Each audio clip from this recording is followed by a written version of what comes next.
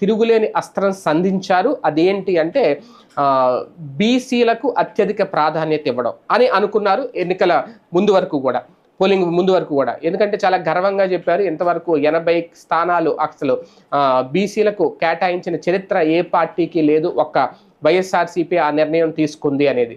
బీసీలకు అగ్రతాంబూలం ఇవ్వడంలో తప్పేం లేదు, దాన్ని ఎవరు కూడా తప్పుపట్టలేదు. కానీ మిగిలిన సామాజిక వర్గాలను పక్కన పెట్టడం అనే విషయంలో ఖచ్చితంగా వ్యతిరేకత పెరుగుతుంది అనుకున్నారు. ఒక పక్క ఉద్యోగుల వ్యతిరేకత పెరుగుతోంది, టీచర్ల వ్యతిరేకత పెరుగుతోంది, సామాజిక సమీకరణాల విషయంలో కూడా తీసుకుంటున్న నిర్ణయంలో వ్యతిరేకత వస్తుందా అని అంచనా వేయడంలో ఫెయిల్ అయ్యారా అంటే ఖచ్చితంగా ఇప్పుడు అర్థమవుతుంది 100% ఫెయిల్ అయ్యారు అనేది. అలాగని బీసీలకు పెద్దపీట వేయకూడదని కాదు, మిగిలిన సామాజిక వర్గాలను కూడా కలుపుకెళ్ళాలి, లేదంటే మాత్రం ఇటువంటి తీర్పే వస్తుంది అనేది. కానీ ముందు అందరూ అనుకున్నది అసలు బీసీ సామాజిక అస్త్రం అనేది, బీసీలకు పెద్దపీట వేయడం అనేది అదే ఇంకా తిరుగులేని అంశం. జగన్మోహన్